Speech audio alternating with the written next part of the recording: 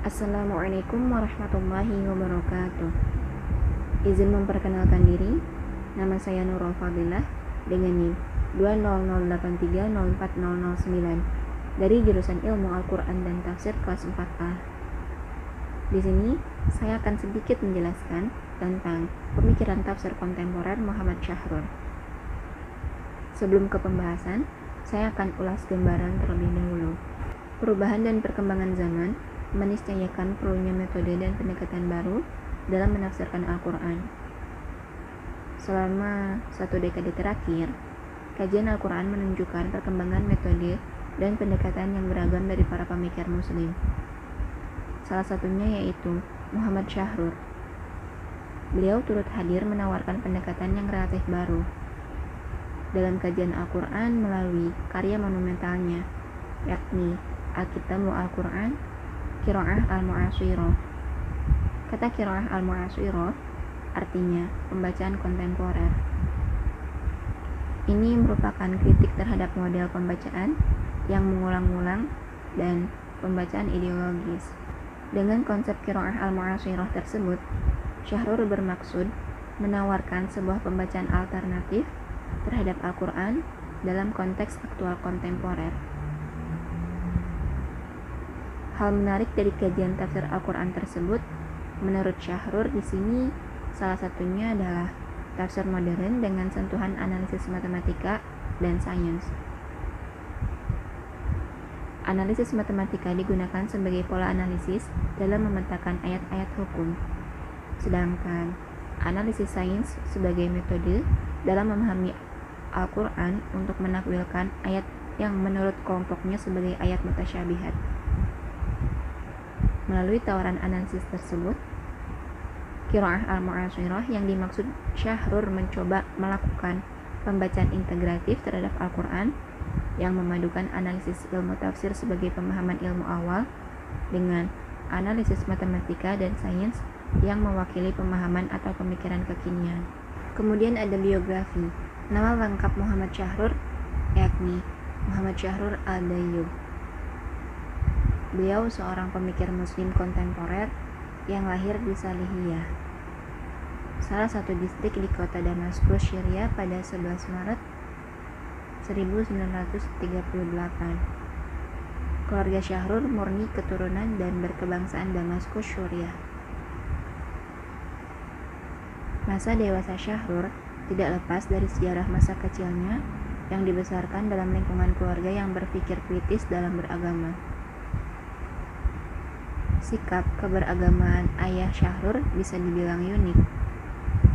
Walaupun secara penampilan berwajah agamis dengan pakaian khas keislaman Timur Tengah, namun ia memiliki pola pikir modern, pola pikir keagamaan yang sadar akan realitas kehidupan yang dihadapi. Pola pikir ayahnya ini banyak membentuk Syahrur, baik dalam karakter akademis maupun sosial.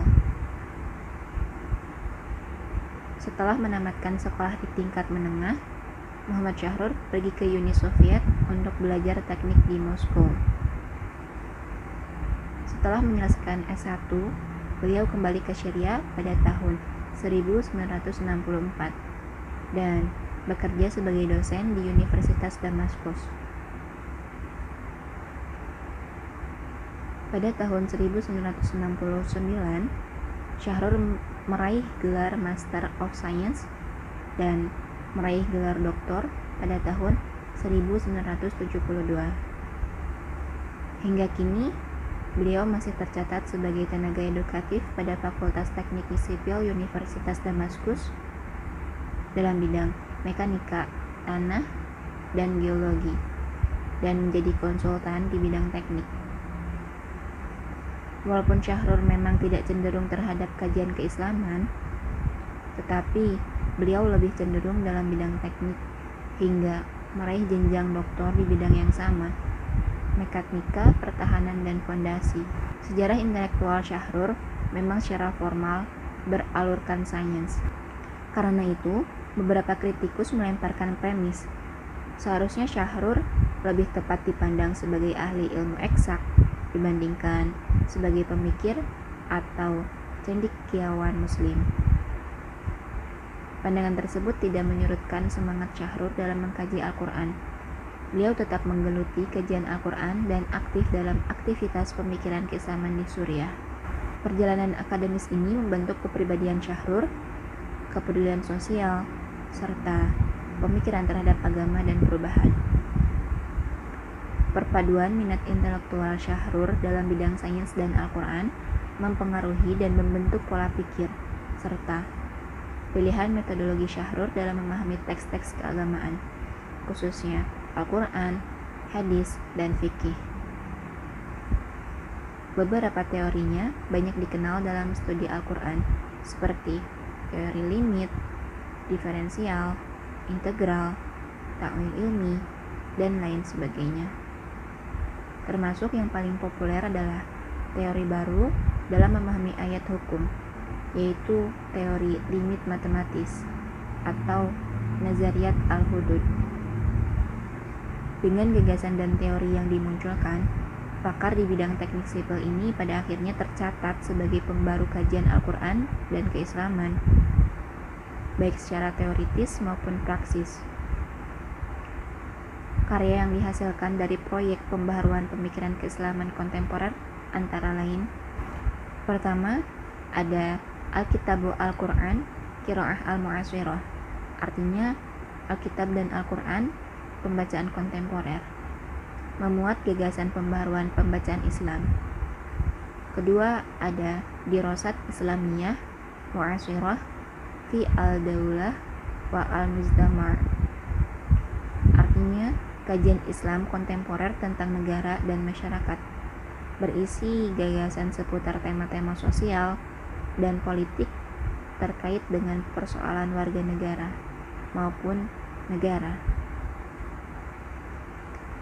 Ketiga, ada Al-Islam wa Al-Iman, Manzumat Al-Qiyam, artinya Islam dan iman, aturan-aturan pelaksanaan. Gagasan yang mencoba mendekonstruksi konsep klasik mengenai pengertian dan pilar-pilar Islam dan iman. Dan masih banyak lagi karya-karya Muhammad Syahrur lainnya. Kemudian tentang metode dan pemikiran tafsir. Syahrur memahami Islam dengan membuat suatu usaha rasional yang serius untuk membaca dan menggali kembali makna yang ada di dalam setiap lafal ayat Al-Quran. Upaya rasionalisasi ini yang kemudian dapat ditempuh dengan melakukan tafsir yang dibantu dengan analisis ilmu lain, sehingga tafsir yang dihasilkan bernuansa integratif, memadukan keilmuan teks Al-Quran dengan sains. Berkembangnya keilmuan menjadi jalan mulus lahirnya tafsir baru. Keilmuan apapun itu bisa digunakan sebagai jalan yang membantu memahami ayat Al-Quran. Bagi Syahrur, dikotomi keilmuan adalah hal yang tidak semestinya terjadi, karena hakikat keilmuan adalah bagaimana berpikir, dan hakikat pemikiran seorang muslim adalah bagaimana beliau berusaha memahami kitab suci agamanya. Dengan demikian, penegasan paradigma integratif menjadi jembatan bagi lahirnya Qiraah Al-Mu'aswirah.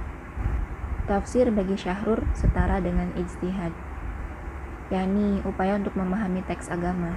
Pendekatan yang digunakan pun beragam, tergantung pada mufasirnya. Dalam tafsir atau ijtihad, Syahrur sendiri menggunakan banyak pendekatan, mulai dari filosofis linguistik hingga linguistik matematis, atau dikenal juga dengan teori batas. Teori tersebut mempunyai kontribusi besar bagi perkembangan metodologi penafsiran Al-Quran, khususnya yang berkaitan dengan ayat-ayat hukum. Yang pertama yaitu dengan teori tersebut, ayat hukum yang selama ini dianggap sebagai qat'i al-dalalah atau ayat yang penafsirannya pasti tanpa ada alternatif lain, ternyata masih memiliki kemungkinan interpretasi baru, dan Syahrur mampu menjelaskan secara metodologis dan mengaplikasikannya dalam penafsirannya melalui pendekatan teori trigonometri dalam matematika. Yang kedua yaitu Dengan teori tersebut, mufasir mampu menjaga sakralitas teks tanpa kehilangan kreativitasnya dalam melakukan ijtihad kreatif untuk membuka kemungkinan interpretasi yang masih berada dalam wilayah hududullah. Fungsi tafsir atau ijtihad bagi Syahrur adalah untuk memahami kitab Ar-Risalah. Maka, untuk memahami pesan risalah harus menggunakan metode yang sesuai dengan perkembangan zaman, termasuk perkembangan keilmuan. Implementasi yang jelas diberikan Syahrur ketika memahami muatan ayat dalam kitab Ar-Risalah atau ayat-ayat hukum. Beliau memahaminya dengan teori limit matematis, yang merupakan perpaduan antara analisis bahasa dengan teori matematika. Pendekatan kebahasaan tetap bisa dipakai untuk melahirkan tafsir-tafsir keislaman yang progresif, liberatif, dan humanis. Dengan pendekatan matematis tersebut, Syahrur mencoba untuk menata kembali dan mereposisi beberapa hukum kanonik yang sudah berjalan, seperti potong tangan, rajam, waris, kepemimpinan perempuan, poligami, aurat, dan lain sebagainya. Teori ini tidak umum dalam dunia tafsir, sebab umumnya para mufasir klasik ketika menafsirkan Al-Quran hanya menggunakan perangkat ilmu yang lazim dalam dunia tafsir, seperti riwayat, ilmu asbab an-nuzul, munasabah, nasi wa mansuh, dan kaidah kebahasaan. Sedangkan perangkat ilmu modern seperti sains dan linguistik modern jelas belum digunakan. Itulah yang dimaksud bahwa setiap produk keilmuan, termasuk tafsir, selalu ada keterbatasan dan kekurangan. Keterbatasan dan kekurangan tersebut ingin ditambal oleh Syahrur dalam rangka mengembangkan pemikiran tafsir di era kontemporer melalui tawaran teori hudud. Lalu, yang terakhir ada contoh penerapan penafsiran ayat Al-Quran. A'udzu billahi minasyaitonir rajim. Bismillahirrahmanirrahim. Wasariqu wasariqatu faqtu'u aydiyahuma jazaa'an bima kasaba nakalam minallah. Wallahu azizun hakim. Shadaqallahul alim. Yang artinya, laki-laki yang mencuri dan perempuan yang mencuri, potonglah tangan keduanya sebagai pembalasan bagi apa yang mereka kerjakan dan sebagai siksaan dari Allah. Dan Allah Maha Perkasa lagi Maha Bijaksana. Quran Surat Al-Ma'idah ayat 38. Jadi, menurut Syahrur, hukuman potong tangan atau kisos merupakan batas hukuman maksimal.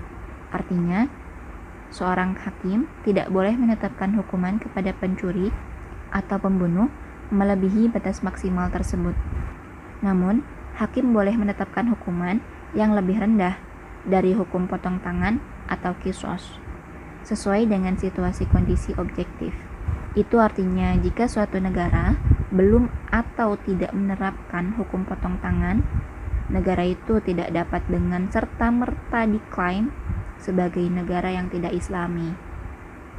Sebab, boleh jadi di sana ada syubhat, sehingga negara tidak menerapkan hukum maksimal, yaitu potong tangan. Baik, mungkin dapat ditarik kesimpulan bahwa Syahrur merupakan salah satu mufasir kontemporer yang hadir menawarkan gagasan tafsir Al-Quran modern dengan sentuhan analisis matematika dan sains. Analisis matematika digunakan sebagai pola analisis dalam memetakan ayat-ayat hukum, sedangkan analisis sains digunakan sebagai metode menakwilkan ayat mutasyabihat. Syahrur juga menawarkan paradigma integratif dalam menafsirkan Al-Quran. Paradigma yang dibangun dengan memadukan ilmu sains sebagai bagian dari keilmuan modern. Teori Al-Hudud mempunyai kontribusi besar bagi perkembangan metodologi penafsiran Al-Quran, khususnya yang berkaitan dengan ayat-ayat hukum. Demikianlah yang disebut dengan qiraah al-mu'asirah oleh Syahrur. Mungkin cukup sekian pemaparan tentang Muhammad Syahrur. Mohon maaf kurang dan lebihnya. Wassalamualaikum warahmatullahi wabarakatuh.